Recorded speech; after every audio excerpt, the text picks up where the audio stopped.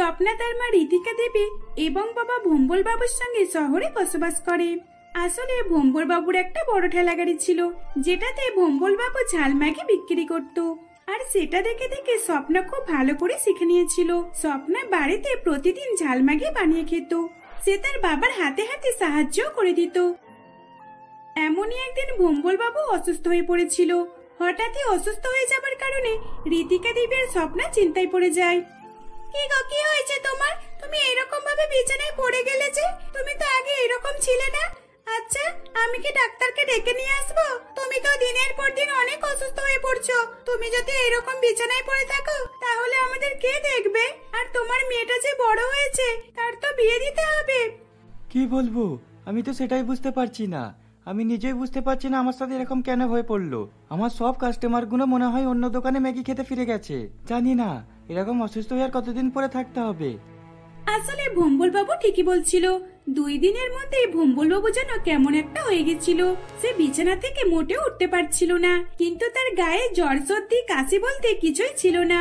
আর ভম্বল বাবু নিজের মনে জোর পাচ্ছিল না। সেদিন বাবার এইরকম অবস্থা দেখে স্বপ্না বলে, বাবা তুমি চিন্তা করো না, আমি এই ঝাল ম্যাগি বিক্রি করব। আর এই ঝাল ম্যাগি বিক্রি করে আমি ঠিক টাকা নিয়ে আসবো। তুমি আমার উপরে বিশ্বাস করতে পারো বাবা। না রে মা, আমরা তোকে কিভাবে ঝাল ম্যাগি বিক্রি করতে দিতে পারি বলতো? আর তাছাড়া কোনো পাত্রপক্ষ যদি জানে যে তুই ম্যাগি বিক্রি করিস, তাহলে তোর ভালো জায়গায় বিয়ে হবে না রে। আমি তো চাইছি তোর ধনী পরিবারে বিয়ে দেব, যেখানে গেলে তোর কোনো কষ্ট না হয়। মা তুমি এইসব ভাবছো, আর আমি তো ভাবছি আমি গরিব পরিবারে যাব, আর সেখানে গিয়ে আমি রোজের ম্যাগি বানাবো, ঝাল ম্যাগি বিক্রি করব। এটাই হলো আমার স্বপ্ন। সত্যি? তুইও না? দেখ মা, ওই রকম ভাবলে হয় নাকি? আমরা এত কষ্ট সহ্য করছি বলে তোকেও কষ্ট করতে হবে? গরিব পরিবারে গেলে তোকে অনেক কষ্ট করতে হবে রে মা। আর তুই যদি ধনী পরিবারে যাস তাহলে তোর বাড়িতে সবকিছুই থাকবে, তোকে আর কিছুই করতে হবে না। আর আমরা তোকে খুশিতে দেখলে আমরা অনেক খুশি হব। দেখো মা, আমি চাই যে আমি নিজের পায়ে দাঁড়াবো, আর আমি নিজে একটা কিছু কাজ করব, যে কাজটা করে আমি নিজেকে সান্ত্বনা তো দিতে পারবো যে আমি কিছু একটা কাজ করছি। এত পড়াশোনা শিখেও কোনো চাকরি পেলাম না। চাকরির জন্য অনেক অনেক টাকা চাই, আর সেটা তো বাবার পক্ষে দেওয়া সম্ভব হলো না। তাই আর চাকরিটাও পেলাম না। চাকরি করার খুব ইচ্ছা ছিল মা, চাকরি পাইনি তো কি হয়েছে? আমি এই ঝাল ম্যাগি বিক্রি করতে চাই, এটাতেই আমার বিজনেস বানিয়ে নিতে চাই। মেয়ের মুখে এই কথা শুনে ভম্বল বাবু আর ঋতিকা দেবী অনেক খুশি হয়। দেখতে দেখতে এইভাবে বেশ কিছুদিন অতিবাহিত হয়ে যায়। ভম্বল বাবুর শরীর অসুস্থতার ফলে সে ম্যাগি বিক্রি করতে যেতে পারতো না।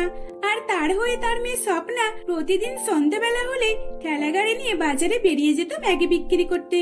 স্বপ্নার হাতে ঝাল ম্যাগি খেয়ে সকলেই অনেক প্রশংসা করে যেত। এমনই একদিন, বলছি দিদি, আমাকে 1 প্লেট ঝাল ম্যাগি দাও তো। তোমার হাতে ঝাল ম্যাগি খেতে আমার খুব ভালো লাগে। আমি কালকেই 1 প্লেট খেয়ে গিয়েছিলাম, তাই আমি আজকেও খেতে চলে এসেছি। ঠিক আছে তুমি দাঁড়াও, আমি তোমাকে এখনই গরম গরম বানিয়ে দিচ্ছি, কেমন? আচ্ছা ঠিক আছে, একটু বেশি করে ঝাল দিও কিন্তু দিদি। আমি একটু ঝাল খেতে বেশি পছন্দ করি, তাই অন্য কারোর কাছে না গিয়ে তোমার কাছে চলে আসি। টিনার মুখে এই কথা শুনে স্বপ্না অনেক খুশি হয়। এইভাবেই আরো বেশ কিছু কাস্টমার স্বপ্নার ঠেলাগাড়ির সামনে এসে ভিড় করে। তখন স্বপ্না সকলে এক এক করে ঝাল ম্যাগি দিতে থাকে। এইভাবেই সে ম্যাগি বিক্রি করতে যেত। দেখতে দেখতে বেশ কিছুদিন কেটে যায়। এমনই একদিন স্বপ্না তার বাবার কারণে ম্যাগি বিক্রি করতে যেতে পারেনি। আসলে সেদিন স্বপ্নার বাবা খুবই অসুস্থ হয়ে পড়েছিল, আর এর ফলে সেদিন স্বপ্না ম্যাগি বিক্রি করতে যেতে পারেনি। তাই সেখানে স্বপ্নার এক প্রতিবেশী সুলেখা দেবী সেখানে এসে বলে, ভম্বল দাদা, ভম্বল দাদা, কি গো, কোথায় তোমরা? স্বপ্না, স্বপ্না, তোরা বাড়িতে আছিস তো? এই তো। আচ্ছা, কি ব্যাপারটা কি বলতো? তুই আজকে ম্যাগি বিক্রি করতে যাসনি কেন?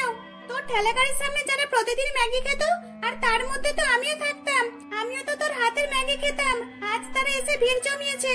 তারাই বলছিল এখনো পর্যন্ত কেন ঝাল ম্যাগি নিয়ে আসছে না। তোকে সকলেই ডাকাডাকি করছে, তো তুই আজকে ম্যাগি বিক্রি করতে যাবি না? না কাকিমা, আমি আজ ম্যাগি বিক্রি করতে যেতে পারবো না। আসলে আমার বাবার শরীর খুবই অসুস্থ, তো তাই। স্বপ্না যখন তার প্রতিবেশীর সঙ্গে এইসব কথা বলছিল, তখনই তার সামনে তার বাবার বয়সী এক লোক এসে দাঁড়িয়ে বলে, ভম্বল, ভম্বল, কিরে বাড়িতে আছিস? আচ্ছা বলছি, এটাই তো ভম্বলের বাড়ি, তাই না? হ্যাঁ, আপনি একদম ঠিক জায়গাতে এসেছেন। এটাই আমাদের বাড়ি। মানে আপনি যাকে বলছেন ওটা তো আমার বাবা, কিন্তু আপনি ডাকছেন কেন? কি হয়েছে? আর আপনাকে তো আমি আগে কখনোই দেখিনি। কে আপনি? উফ বাবারে বাবা, ওই পাড়া থেকে আমি ভম্বল ভম্বল করে খুঁজতে খুঁজতে আসছি, কিন্তু ভম্বল নামের কাউকেই পেলাম না। ঠিক এইখানে এসে শুনতে পেলাম যে তোমার বাবার নাম ভম্বল, তাই আর বেশি দেরি করলাম না, এদিকে ছুটে চলে আসলাম। আচ্ছা, ওইখানে তো তুমি ম্যাগি নিয়ে বসো, তাই তো? তোমার ম্যাগি আমি টেস্ট করে দেখতে চাই, কারণ আমার ছেলে মেয়েরা প্রতিদিন তোমার হাতের ম্যাগি খেতে চাই। এত ছোট ছোট ছেলে মেয়ে, তা সত্ত্বেও ওরা ঝাল ম্যাগি খাওয়ার ভয় না করে। তাই আমি আর বেশি দেরি না করে তোমার বাড়িতে চলে আসলাম। ওইখানে আমি তোমাকে অনেক খুঁজেছি, পেলাম না বলে খুঁজতে খুঁজতে বাড়ি চলে আসলাম। আচ্ছা বলি কি, তোমার বাবার এই নামটা কে রেখেছে? আপনি এমন একটা প্রশ্ন করলেন না, যেটা শুনে আমারও হাসি পেয়ে গেল। আসলে কি বলুন তো, আমার বাবা তো একটু নাদুস নুদুস আর মোটা সোটা মানুষ, তাই জন্য আমার ঠাম্মি আর দাদু বাবার এই নামটা রেখেছিল। আসলে কাকু, আমি আজকে ম্যাগি বিক্রি করতে যাব না, আর ঝাল ম্যাগি আজকে বিক্রি করার মতো কোনো ইচ্ছে নেই। বেশ কিছুক্ষণ ধরে স্বপন বাবুর সঙ্গে কথাবার্তা বলে, তারপর স্বপন বাবু সেখান থেকে চলে যায়। দেখতে দেখতে বেশ কিছুদিন অতিবাহিত হয়ে যায়। স্বপন বাবু একদিন হঠাৎ করে আবারও ভম্বল বাবুর কাছে আসে, আর এবারে সে একটা মহা উদ্দেশ্য নিয়ে এসেছিল, স্বপ্নার বিয়ের কারণে। স্বপন বাবুর হাতে একটা ছেলে ছিল, তাই সে ভম্বল বাবুর সঙ্গে কথাবার্তা বলতে আসে। আমি আর কদিনই বা বাঁচবো আমি জানি না, আমি কতদিন বেঁচে থাকবো, কিন্তু বেঁচে থাকতে থাকতে আমি আমার মেয়ের বিয়ে দিতে চাই। এই বিয়েতে আমি রাজি আছি। এইভাবেই পাকা কথাবার্তা মিটিয়ে নেয়। আসলে স্বপন বাবু যেই ছেলেটাকে দেখেছিল, সেই ছেলেটা ছিল খুবই দরিদ্র। ছেলেটার নাম ছিল সোহম। সোহম বাড়িতে একাই থাকতো, তার বাড়িতে মা বোন বাবা বলতে কেউ ছিল না। এইভাবেই দেখতে দেখতে কিছুদিনের মধ্যেই সোহমের সঙ্গে স্বপ্নার বিয়ে হয়ে যায়। স্বপ্না শ্বশুর বাড়িতে এসে দেখে যে শ্বশুর বাড়িতে তেমন কিছু একটা নেই, শুধুমাত্র একটা ঘর, সেটাও ভালোভাবে সাজানো গোছানো নয়। তাই স্বপ্না ঠিক করে যে সে নিজে ম্যাগি বিক্রি করে সব একটা একটা করে কিনে নেবে, আর তার এই বাড়িটা পুরোপুরি ভাবে সাজিয়ে ফেলবে। পরের দিন থেকে স্বপ্না ঝাল ম্যাগি বিক্রি করবে বলে ঠিক করে। তাই সে ঠেলা গাড়ি নিয়ে বেরিয়ে যায় ঝাল ম্যাগি বিক্রি করতে। তার পিছন পিছন আসে সোহমও। সোহম, আমি তোমাকে যেমন যেমনটা বলে দেব তুমি তেমনটাই করবে, ঠিক আছে? কারণ আমার হাতে ঝাল ম্যাগি খুবই বিখ্যাত, তুমি একটুও যেন গন্ডগোল করো না। তোমার গন্ডগোলের জন্য তাহলে আমাদের পুরোপুরি বিক্রিটাই চলে যেতে পারে। তাই আমি যেমনটি বলবো তুমি তেমনটাই করবে, ঠিক আছে? ঠিক আছে, তুমি আমাকে যেমন বলবে আমি তেমনটাই করব। তোমার এই ঝালম্যাগি শুনেছি, এই ঝালম্যাগি তো অনেকই বিখ্যাত, কিন্তু আজ দেখেও নেব। এইভাবেই তারা সেদিন দুইজন মিলে ম্যাগি বিক্রি করতে থাকে। দেখতে দেখতে কিছু মিনিটের মধ্যে ঝাল ম্যাগি বিক্রি হয়ে যায়, আর এটা দেখে সোহম খুবই খুশি হয়। সেদিনের পর থেকে সোহম আর কোনো কিছু কাজ না করে স্বপ্নার সঙ্গে ম্যাগি বিক্রি করতে থাকতো, আর তাদের ঝাল ম্যাগি বিক্রি করে খুব ভালো করে সংসার চলে যেত। আর এইরকম ভাবেই তারা হাসি খুশিতে দিন কাটাতে লাগলো। পাপিয়া তার মা অহনা দেবী এবং বাবা অজয় বাবুর সঙ্গে শহরে বসবাস করে। পাপিয়ার বাবা খুবই ধনী আর বিখ্যাত একজন মানুষ। পাপিয়া শহরের মেয়ে হওয়ার কারণে সে সব সময় মডার্ন হয়ে থাকতো এবং ছোট ছোট ড্রেস পরতো, আর তার উপর সে একদমই গরম সহ্য করতে পারতো না, তাই বাড়ির ভিতরে সব সময় এসি চালিয়ে বসে থাকতো। এমনই একদিন পাপিয়ার মা পাপিয়াকে বলে, পাপিয়া, তোর বাবা তোর জন্য একটা খুব ভালো পাত্র দেখেছে। তারাও ঠিক আমাদেরই মতো ধনী, অনেক বড় বিজনেসম্যানের ছেলে। তোমাদেরকে আমি কতবার বারণ করব, আমি এখন কোনো পাত্রের সঙ্গে দেখা করতে চাই না, আর আমি এখন বিয়েও করতে চাই না। তোমরা সেই আমার বিয়ে নিয়ে কেন এত মাতামাতি করছো, আমি তো কিছুই বুঝতে পারছি না। দেখ পাপিয়া, তোর তো বিয়ের বয়স হয়েছে, বল এখনো যদি আমি তোকে বাড়িতে বসিয়ে রেখে দিই, তাহলে পাড়ার সকলে আমাদেরকেই ভাববে হয়তো যে আমরা তোর বিয়ে দিতে পারছি না। কিন্তু দেখ, আমরা তো তোর জন্যই বিয়েটা দিতে পারছি না। দেখ, তুই কেন এখন বিয়েটা করতে পারবি না বলতো? আমরা তো তোর পছন্দের সব জিনিসই তোকে দেব। আমি আমার পছন্দের সব জিনিস নিয়ে যাব, সেটা আমি খুব ভালো করে জানি, কিন্তু আমি এখন মোটেও বিয়ে করতে চাই না। আমি এখন আমার বন্ধু বান্ধবীদের সঙ্গে ঘুরতে চাই, ওদের সঙ্গে এনজয় করতে চাই। আর তুমি আমার এখনই বিয়ে দিয়ে দেবে ভাবছো? না, ওটা তো আমি কখনোই করতে পারবো না। এই বলে পাপিয়া সেখান থেকে চলে যায়। পাপিয়ার এইরকম অভ্যাসের কারণে তার মা বাবা তার উপরে খুবই রেগে থাকতো, কিন্তু তাকে কিছুই বলতে পারতো না। এইরকম ভাবে দেখতে দেখতে বেশ কিছুদিন অতিবাহিত হয়ে যায়। এমনই একদিন পাপিয়া শপিং মল থেকে শপিং করে বাড়িতে ফিরছিল। তার হাতে অনেকগুলো ব্যাগ ছিল আর তার অন্য হাতে একটা সাইড ব্যাগ ছিল। শপিং থেকে বার হয়ে কিছুটা দূরে আসতেই পাপিয়ার হাত থেকে সাইড ব্যাগটা কেড়ে নিয়ে দুটো ছেলে দৌড়ে ছুটে চলে যায়। এটা দেখে পাপিয়া চিৎকার করতে থাকে, প্লিজ হেল্প মি, প্লিজ কেউ আমাকে সাহায্য করুন। দেখুন ওই দুটো ছেলে আমার ব্যাগ নিয়ে চলে গেল, দয়া করে কেউ আমাকে একটু সাহায্য করুন। এই বলে পাপিয়া সেখানে দাঁড়িয়ে দাঁড়িয়ে চিৎকার করছিল। পাপিয়ার চিৎকার শুনে একটা ছেলে তার সামনে এসে বলে, আপনাকে তো দেখে ধনী পরিবারই মেয়ে বলে মনে হচ্ছে, তাহলে আপনি শুধু শুধু একটা বার্গারের জন্য এত কেন চিৎকার করছেন? যান না, নিজের বাড়িতে যান না। এই বলে নিখিল সেখান থেকে চলে যায়। নিখিলের এই কথা শুনে পাপিয়ার অনেক রাগ হয়। তারপরও সে চিৎকার চিল্লামিল্লি করতে থাকে। তখনই সেখান দিয়ে একটা গরিব সাইকেলওয়ালা যাচ্ছিল। তাকে দেখে বোঝা যাচ্ছিল যে ছেলেটা অনেকই গরিব। পাপিয়ার চিৎকার শুনে সাইকেল নিয়ে সেদিকে ছুটে যায় আর তারপর সেই চোর দুটাকে ধরে তাদের কাছ থেকে পাপিয়ার ব্যাগটা কেড়ে নেয় আর তাদের দুজনকে অনেক মারধর করে সেখান থেকে তাড়িয়ে দেয়। এই নিন আপনার ব্যাগ। এমা, আপনার তো অনেক রক্ত বার হচ্ছে। আমি আপনাকে ডাক্তারের কাছে নিয়ে যাচ্ছি। আপনি আমার জন্য এতটা কষ্ট করলেন আর আমি তো আপনার জন্য এটুকু করতেই পারি, তাই না? চলুন, আর বেশি দেরি না করে আপনাকে আমি ডাক্তারের কাছে নিয়ে যাই। না না, এই সামান্য একটুখানি চোটের জন্য ডাক্তারের কাছে যেতে হবে না, আমি একদম ঠিক আছি। প্রীতম যখন এই কথা বলছিল তখন পাপিয়া দেখেছে তার কপাল দিয়ে রক্ত বার হচ্ছে।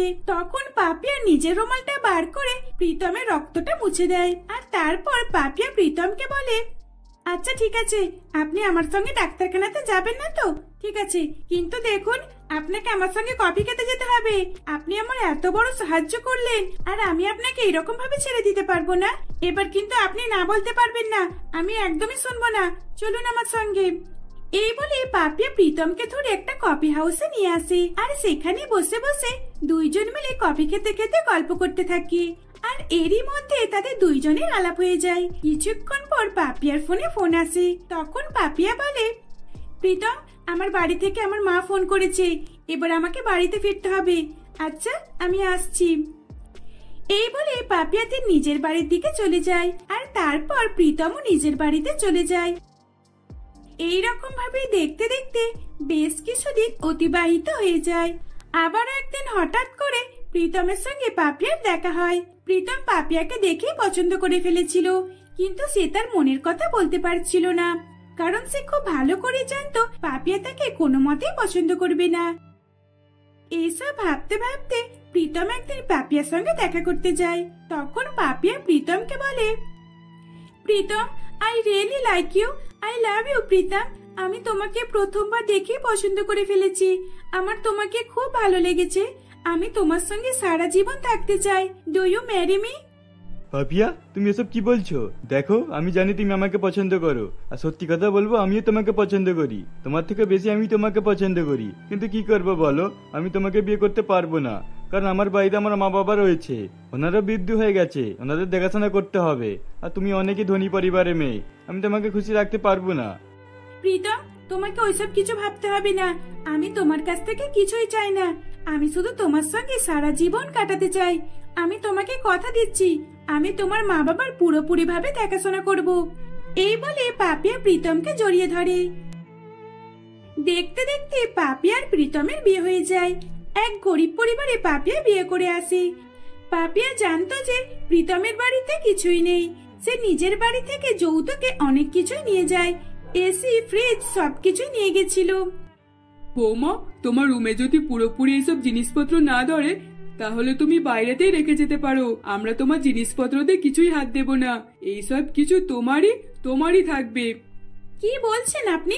আমি আমার জিনিসপত্র, এত দামি দামি জিনিসপত্র বাইরে রেখে দেবো? এটা কিভাবে সম্ভব? আপনারা যদি আমার এত নতুন নতুন দামি জিনিসপত্র খারাপ করে দেন তখন আমি কি করব? আর এটার দাম কত আপনি জানেন? এই ওয়াশিং মেশিন, ফ্রিজ, এগুলো কি বাইরে রেখে দেবার জিনিস? এগুলো একবার খারাপ হয়ে গেলে অনেক টাকা দরকার সারাবার জন্য। পাপিয়া, তুমি কি ভুলে যাচ্ছ তুমি আমাকে কি বলেছিলে? আমি তো তোমাকে ভেবেছিলাম আমার মা বাবার সঙ্গে এরকম কথাবার্তা একদমই বলবে না, কিন্তু আজ তুমি তার সত্ত্বেও আমার মা বাবার সঙ্গে এরকম কথা বললে।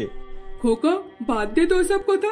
আসলে বৌমা তো ঠিকই বলেছে, আমরা তো সব কিছু চালাতে জানি না, যদি হাত দিই উল্টো পাল্টা টিপে ফেলি তাহলে তো খারাপ হয়ে যাবে। ঠিকই তো বলছে বৌমা। হ্যাঁ মা, আপনি একদম ঠিক বলেছেন। আসলে প্রীতম, আমার বলার উদ্দেশ্য ওইরকম ছিল না। দেখো, এত দামি দামি জিনিসপত্র আর এইসব মা বাবা কিছুই কখনো ইউজ করেনি, তাই জন্যই আমি বললাম। এই বলে পাপিয়া তার নিজের জিনিসপত্রগুলো নিজের রুমে সেট করে ফেলি। রাত্রেবেলা এসির হাওয়াতে খুব ভালো করে ঘুম দেয় পাপিয়া। মাঝরাতে ঘুম ভেঙে যাবার ফলে দেখে যে তার পাশে প্রীতম নেই। কি ব্যাপার, এই প্রীতমটা আবার কোথায় গেল? এই বলে পাপিয়া বাইরে এসে দেখে যে প্রীতম তার মা বাবার কাছে শুয়ে রয়েছে। বাইরে আসতে পাপিয়া বুঝতে পারে যে বাইরেটা কতটা গরম। রাত্রেবেলাও বাইরেটা প্রচন্ড পরিমাণে গরম হয়ে রয়েছে, আর পাখার হাওয়া তাদের গায়ে লাগছে না। কিন্তু অত গরমেও প্রীতম তার মা বাবার কাছে শুয়ে রয়েছে। প্রীতমকে তুলে পাপিয়া নিজের রুমে নিয়ে আসে, আর তারপর জিজ্ঞাসা করে, কি হয়েছে প্রীতম, তুমি ওইরকম ভাবে বাইরে শুয়ে রয়েছো কেন? তোমাকে কি আমি বাইরে শোবার জন্য বলেছি? তুমি এখানে আমার কাছে শোবে তো। এখানে এত সুন্দর খাটে শুয়ে পড়ো, এসি ঠান্ডা ঠান্ডা হাওয়াতে খুব ভালো ঘুম হবে। না পাপিয়া, আমি এখানে শুতে পারবো না।